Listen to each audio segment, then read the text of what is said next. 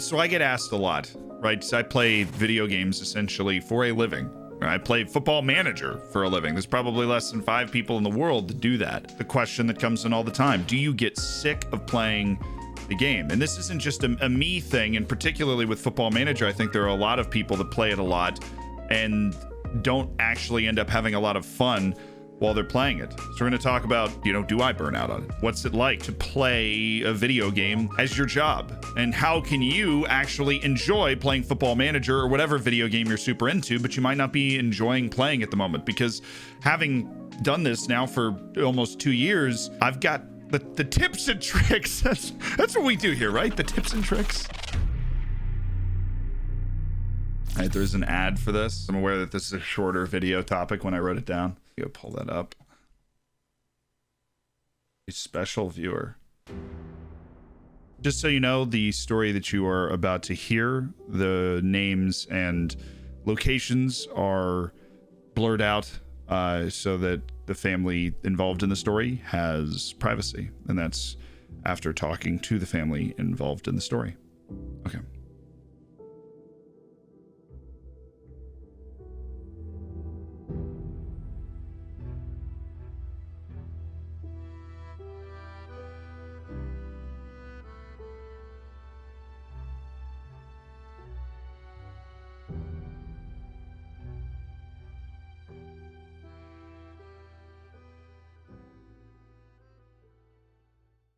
Hello, Zealand. I know this letter to you will be difficult to write, and I've put it off for a while now. It's my hope that regardless of length, you will find the time to read it in its entirety. I want to tell you about a teenager. However, I'll do so by introducing some things about myself. I'm a native Floridian, born and raised in Miami, then went off to university in Dublin. I returned to the state and lived in Tampa with lifelong friends for a while before eventually moving to my current home in Austin, Texas. Growing up in South Florida, I became immediately enamored with soccer, with other kids from the Caribbean, Central, and South America. I played in varying organized leagues for 20 years, from age 6 to 26, until my knees finally told me it was time to quit. Near the end of my playing days and even afterward, I'd often coached the 7 to 9-year-old kids in local leagues, and eventually became the referee every caustic parent hated in the 9 to 12 leagues. Not long after moving to Austin, I met my now wife.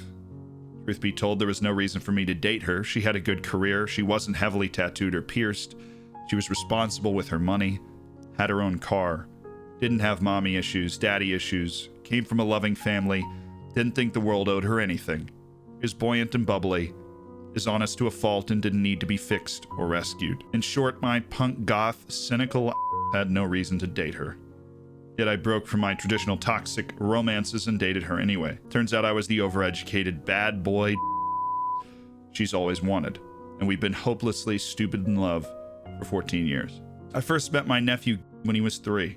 My brother-in-law and I shared a love of soccer and loved to play with us when I would go putter around with the ball. At age 8, he decided he wanted to play organized soccer. I started coaching him and did so for years, teaching him 1-touch, 2-touch, 180 distributions, 1-2s, etc. I used to play midfield and winger, so he decided that he wanted to do the same. The kid had talent and speed, and being his uncle, no small amount of fun and adoration whenever we would play together or watch a match on television.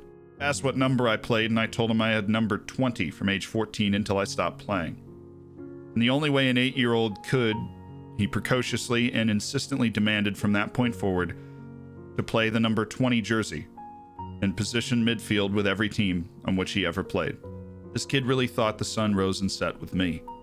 Living in San Antonio, was thrilled every time his aunt and I would visit. Around age 13, I introduced him to Football Manager. My brother-in-law couldn't penetrate the density of the game. We took it in with fervor. We'd chat online about all the systems, watch videos on YouTube, play each other in online matches, and overall had a hilariously fun time with each new iteration of Football Manager. Back in 2019, he came across your channel, and we would watch your videos and chat with each other about improving our gameplay. Every time you put up a video, he always sees it first and texts me the link telling me, "Watch Zealand, new video." His favorite team is Tottenham, and one match day I'd peanut gallery the game just to tease the piss out of him. Being a Liverpool fan myself, he'd return the favor. Gridiron football is the state religion here in Texas, and the varsity football team made him kicker. I asked him if he knew just how cliche it was for a football team to have the captain of the soccer team be the kicker, and he'd just smile and flip me off. On August 23rd of the decade that was 2020, a young man by the name of visited a Walmart with his mother. The 22-year-old was having a psychotic break, and I still can't understand why his mother would choose to take him shopping.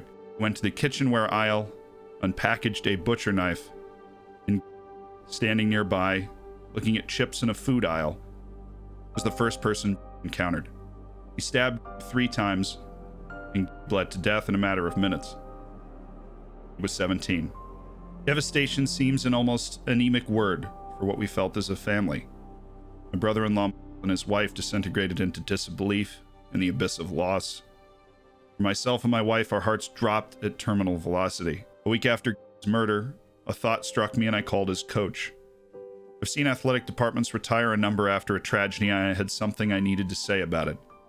I asked the coach to please not put the number 20 jersey in a frame behind glass on a wall. I didn't want that.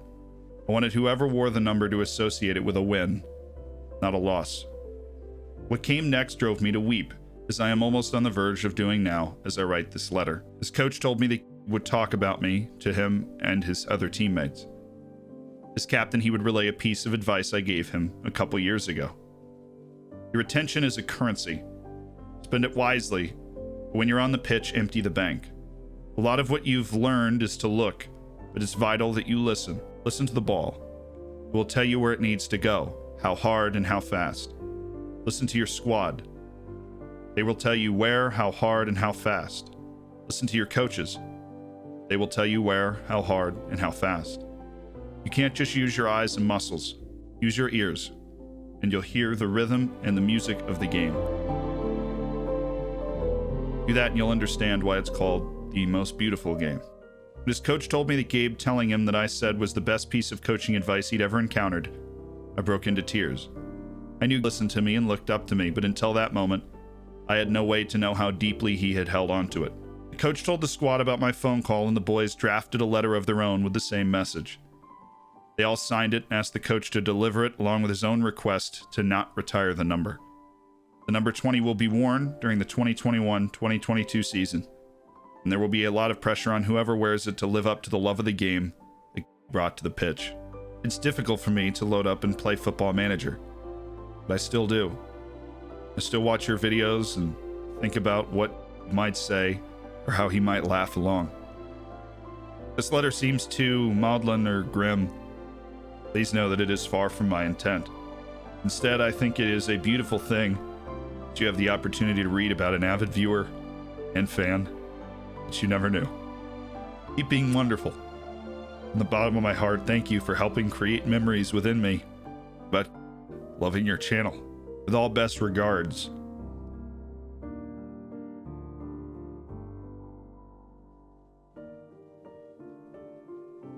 I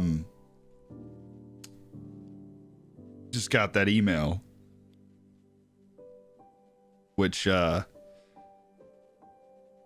think helps puts a lot of things in perspective. It's always mind-blowing, I think. I just liked Football Manager a lot, and I thought streaming was fun. That's why we're here. That's why you're here. When you start doing it, it takes on this it takes on a life of its own. And I saw a video of a baby, somebody's baby. It was adorable, dancing to like a cat jam. If you don't know what that is, the Twitch link is down in the even now I've got the Twitch link is down in the description. You can come figure out what a cat jam is. The baby like dances to it. That's why I always that, because I know one of the mod's daughters watches. But no, I don't burn out on it. I don't burn out on it. It's not because of the Football Manager thing. It's you become part of people's lives, and the sad parts too. You become part of people's lives in ways you don't understand, right? I never take what I'm doing that seriously. You know, I don't know if that's... You can't. I make tutorials about a game, and then I make a bunch of fun, entertaining videos around that game. And when I stream, you know, it's like an inner flow of consciousness. It's just me being ridiculous, and a bunch of people enjoy watching it. But then you end up getting notes like this, and how people, I don't know why that hit me this hard. Obviously it expected. I literally opened my my email for a sponsored read that I was looking for and saw this. This is not where we expected this video to go. Sponsorship will be on the next video. Doesn't feel right to do it now. It's for a mystery shirt company, the best one I've talked to. They're good. I'm interested to see what's in the box, but this doesn't feel like the right time. No, it's you have absolutely no idea the type of impact, the type of involvement that you have in the course of other people's lives. I am obviously terribly sorry to hear about this. Moved. This is not the first time that I've gotten a message like this, not one so articulate, not one so tragic, but messages like they change everything. It's stupid to talk about it from my point of view. I mean, this kid was in a freaking Walmart. How could you possibly? Yeah, why would you even be worried about me burning out on this? You know. Yeah, I have different strategies. I only play football. I only have one football manager save. I only play it when I'm on stream. That's how I keep it fresh. That was what I was going to talk about in this video. If you want to know what it's like to be me, somebody like me, somebody that makes these videos and streams and channels a part of their personality into this front, you become a friend to a lot of people. And not everybody's doing great. You just hope you can make it better. As a result, I think it's fair to say that whoever wears number 20 in, you know, every save that I ever do is going to be, you know, the best player. Because it's just, I can't even imagine. Glad I like the videos. I think that's the least that I could do. But I know that he would think it was cool. We'll set that up to start of next season. I'm so happy I'm able to help people by being a huge idiot and fool. This is not, this is totally, this wouldn't be easy to watch, I guess. If I was watching this, I probably wouldn't. It'd be like almost uncomfortable.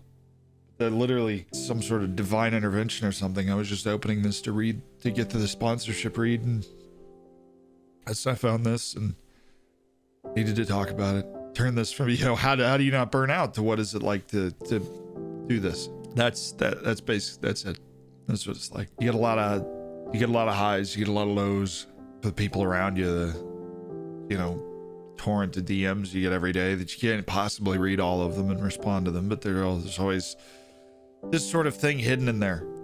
And it's more than just a game. I think I became aware of that when Bate happened. A number of people that said that they just had a terrible day, week, month, year. They had their day made because I took a virtual team that I would have done when I'm just gonna keep grabbing these, that I would have done when I was in my, you know, in my boxers.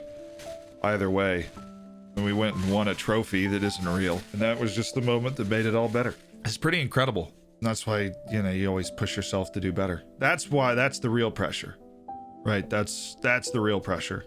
Because now you have a bunch of people watching you and you gotta make sure it counts. Never in a million years would I have imagined that I would be in this position. However it happens to be, wherever you believe is now, then he definitely would think it was cool if we gave number 20 to the best player. So that's what we're gonna do. Instead of retiring it as requested, well, not requested at all, but we'll give number 20 to the best player. It's probably the most raw look at what it's like to be a YouTuber streamer that you're ever gonna get, because this happened completely on accident. And I usually, that's part of it. I usually try and keep like a really even keel. So I'm sorry. The only reason I'm talking about me is to provide some angle to this video, some reason that you would find it interesting to watch, other than the fact that this horrible thing happened and he happened to be a hammer and part of the community. But I think I might be out of words. Yeah, I don't burn out on it. It's more than a game. It's more than a game. Even the video game is more than a game. So I'll see you on stream. I'll see you in another video. And just enjoy the time. You do what you want to do, man. People get scared to do what they want to do. You know, I don't mean like just sit there and eat Cheetos and do nothing because that's what you want to do. I mean, really go grab something and look to achieve something that's going to make you happy. Because someday you might just be standing in a Walmart and that'd be it. Trying to buy a toaster. Just go grab and do something that you want to do.